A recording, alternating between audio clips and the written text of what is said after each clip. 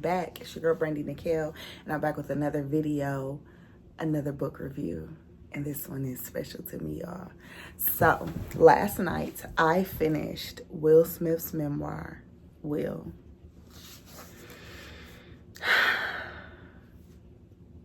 Y'all, this book changed me.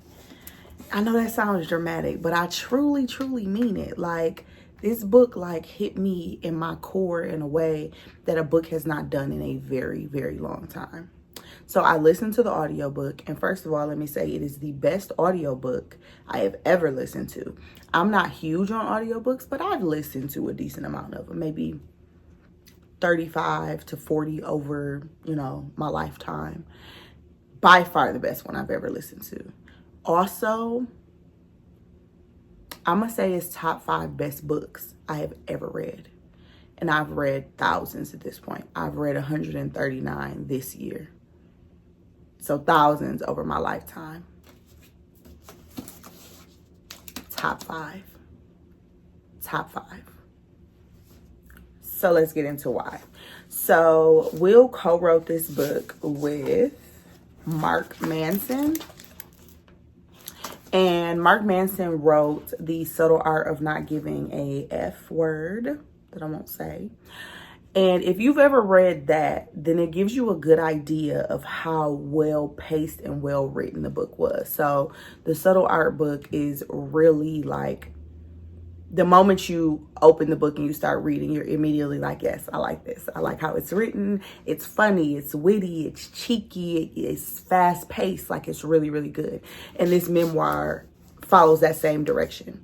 And so I don't know how much of this Will wrote versus transcribed, and how much Mark wrote versus, edited. I don't really know what the dynamic was there.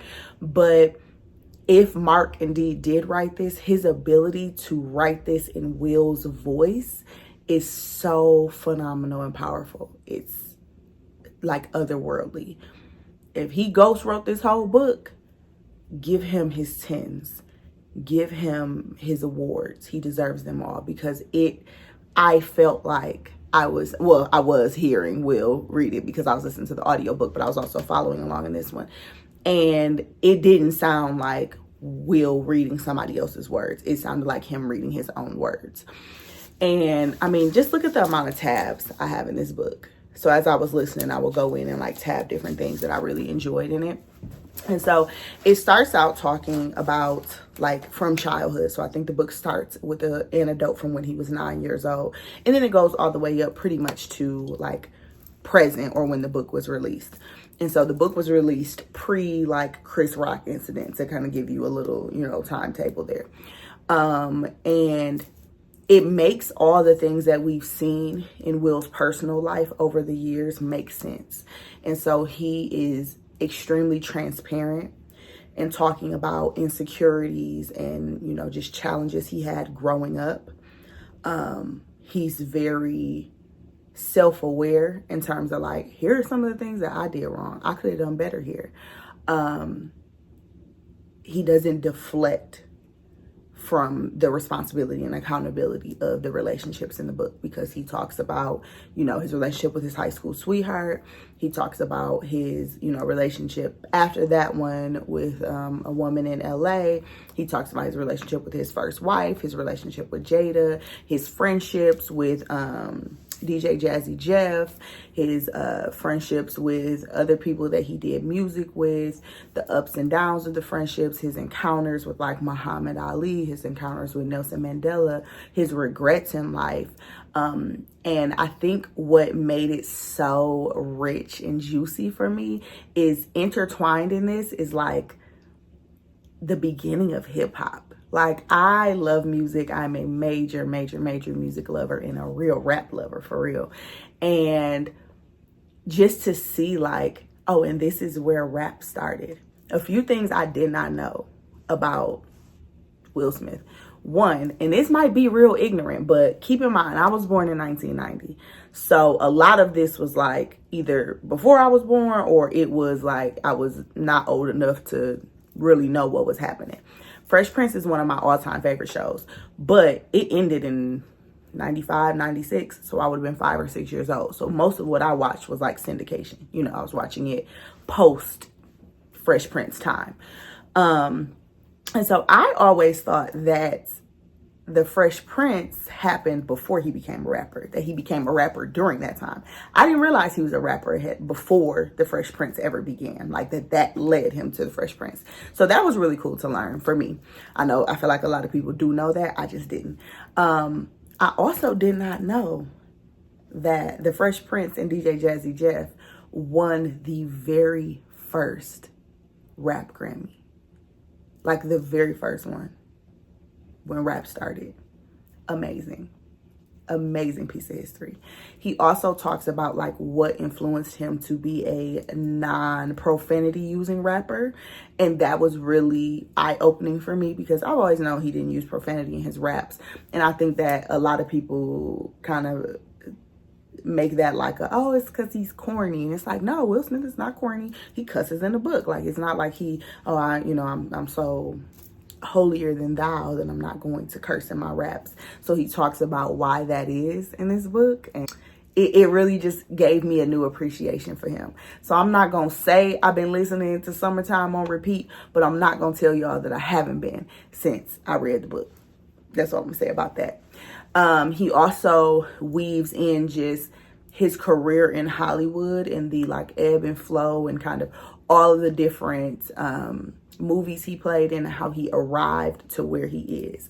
And it just made me have a whole new appreciation for the icon and the true movie star that Will Smith is.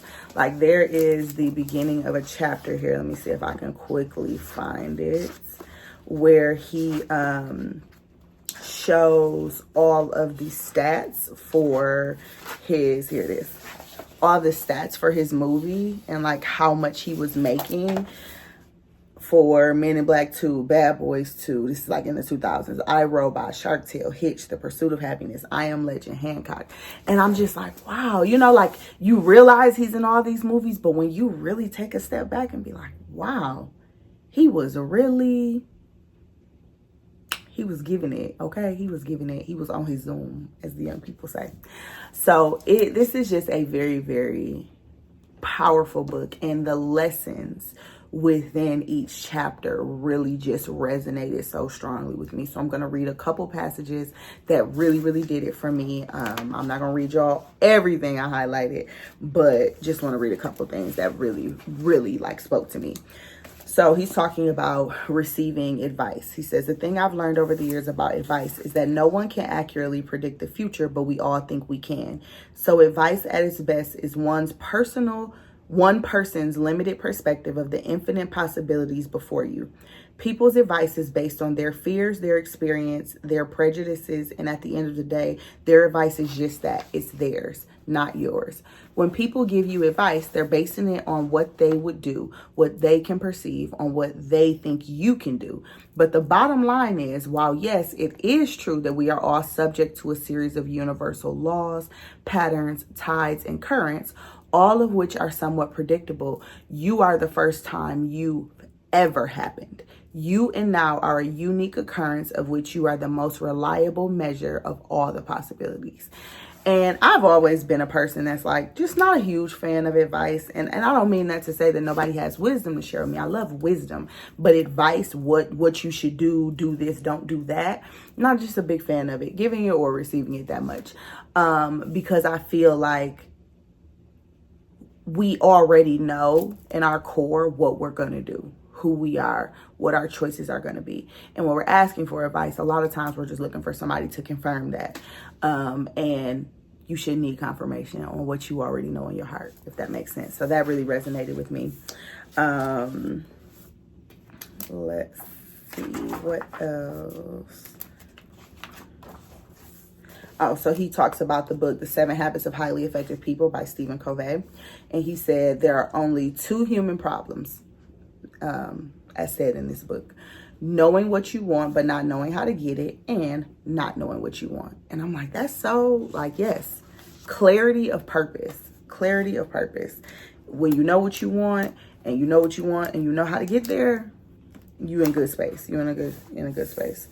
Let's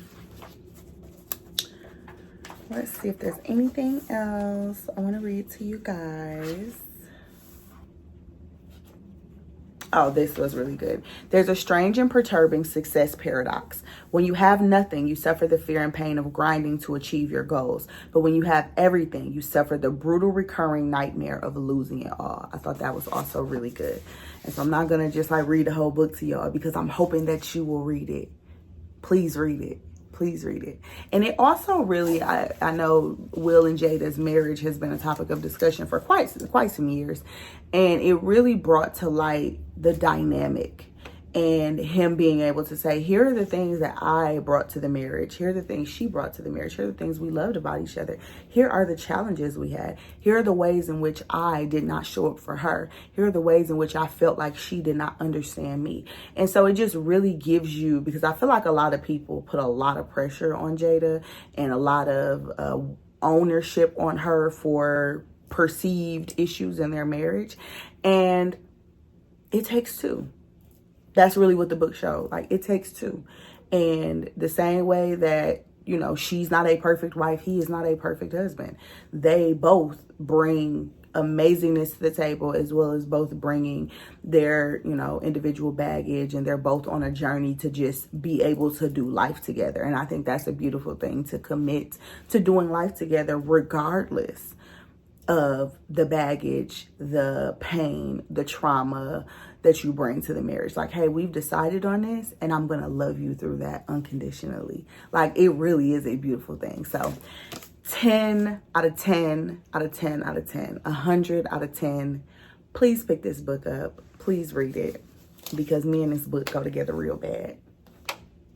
All right. Until next time, guys. Bye.